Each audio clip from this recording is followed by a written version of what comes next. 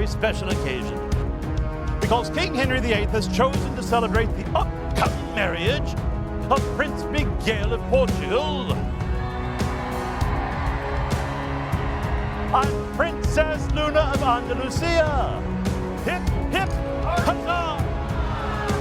Hip, hip, huzzah!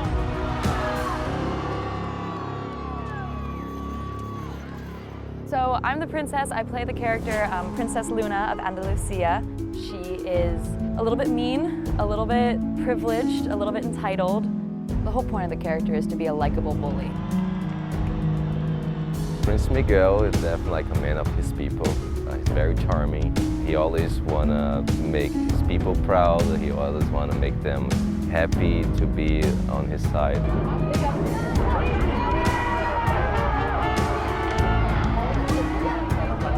The plot is the arranged engagement of Prince Miguel and Princess Luna, and clearly none of them are into this wedding, like none of them want to get married. And as the show goes on, she just want to find a reason to kill Miguel, like right on spot.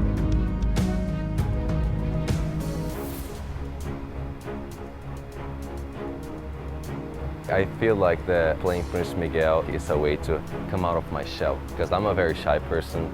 So when I'm playing him, I'm letting the best version of me out there. The crowd, it's like everything. It makes me feel good, it makes me feel loved, and I always feel so bad when I miss anything. All I want to do is make them proud to be on my side. Greetings, my lords and my ladies! My good people, I said greetings, my lords and my ladies! It's my job to get them amped up, so that's why a lot of the times I'll come out on the field and I'll have them cheer, and then I'll be like, you can do better than that. And I'll have them cheer again, because I'm like, no, this is an interactive show. We rely on your enthusiasm to build our own. We want you to be cheering, we want you to be hollering, we want you to yell something weird, we want you to stomp your feet, clap your hands, scream at the top of your lungs, rip your shirt off and wave it in the air. We want enthusiasm coming from both directions. And then like I always have a line when the people are booing me, and I love when they boo me, like, and just like look at them, like do a little wink, and I was like, oh, I love booze. I drink it all the time.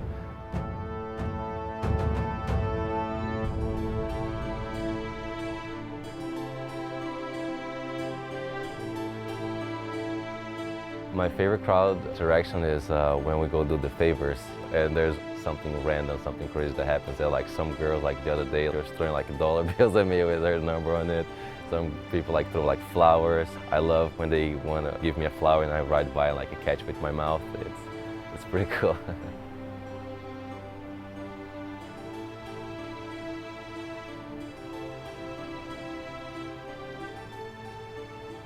So I grew up doing martial arts, and then in high school I got into the musical theater program. So I didn't have any formal training in theater or stage combat or anything like that, but I had an understanding of how to move my body and how to be on a stage. Part of why I wanted to join was because I wanted to get some horse experience and learn about them and learn how they operate and how to take care of them. There you go.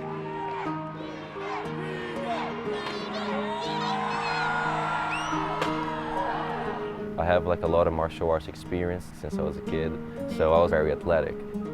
So I could already do a lot in the show right off the bat.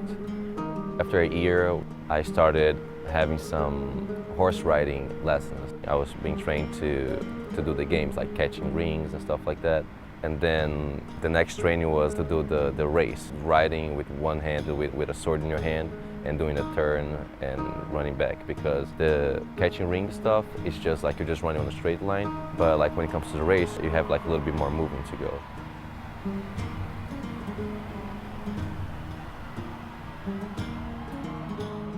Pretty quickly, about 6 months after I started actually learning, I got asked to do the MC position, and it's feeling the audience, it's feeling the performance, it's keeping an eye on everything around at all of the times. And then if anything does go wrong, it's my job to distract.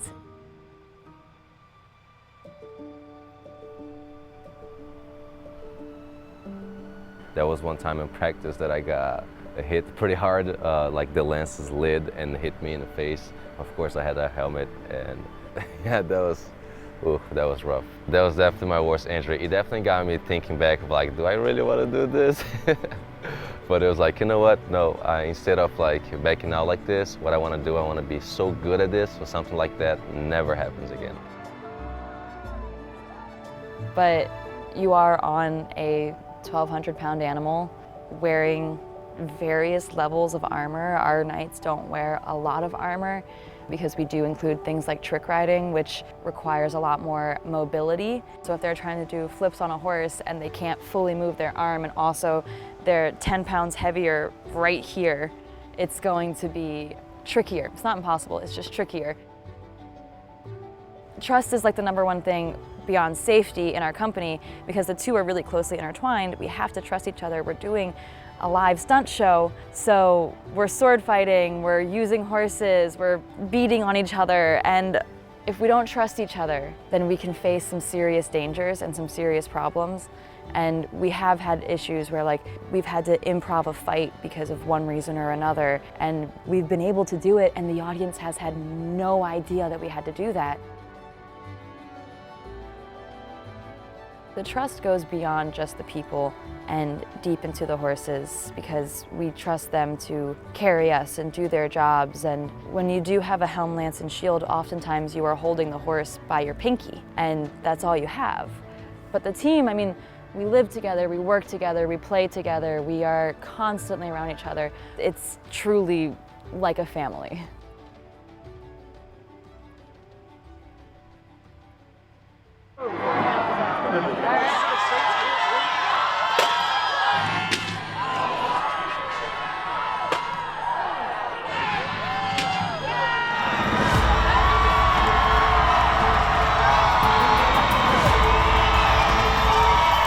My favorite part is when I leap from the chariot to the other guy. That's very, very exciting. Every time before come out of those gates, it feels like the first time going out there. There's those butterflies in your stomach. So I'm backstage for the chariots. I help unclip them from the hitching posts and make sure that they get sent onto the field safely. So I hear the audience reaction, but I don't get to see it, which is one of the most exciting things for me, because it's reached the point now where I can sit there and I can be like, oh, he did the leap. There was the leap. We come up the chariot and the crowd go like, whoa.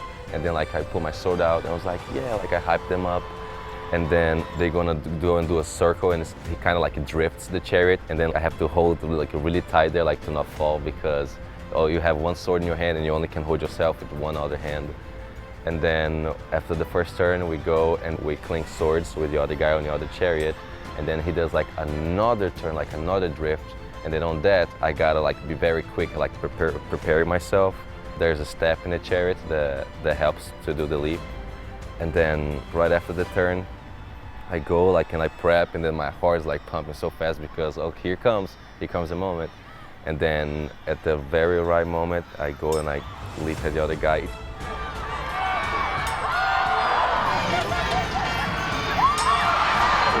It takes like a half a second, but the whole preparation of it is what really gets me. The energy just gets so high, and I love it because right after the chariots exit, I come out and I shoot a gun. Champions! My. Enough! How dare you end my wedding day! My wedding day! Your Grace! With your permission, I demand a trial by combat to the death.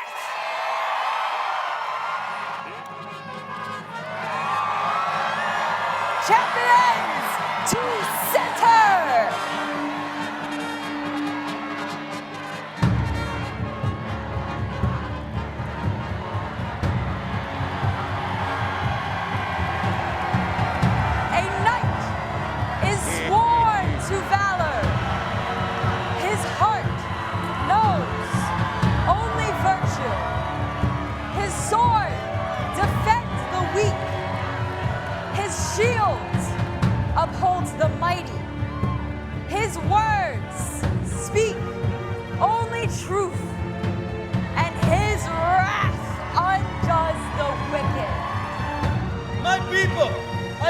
promise you my steel.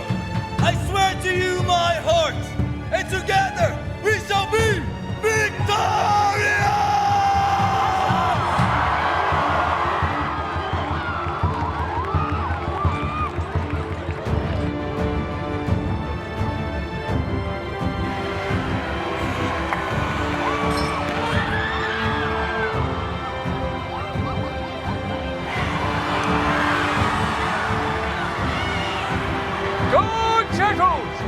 Your champion and mine, Prince Miguel of Portugal! Is this what marriage will be like? Me always cleaning up your messes?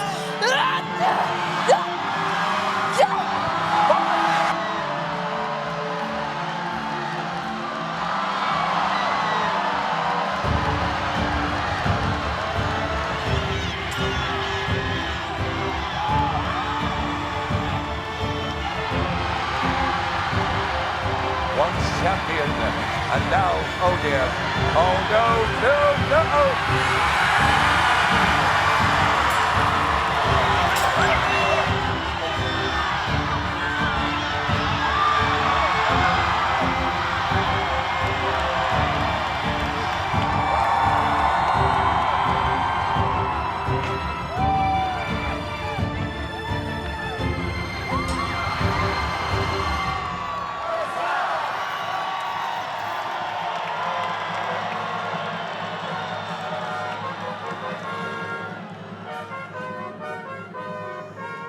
I love emceeing. I love being the princess. It's the best part of the whole day.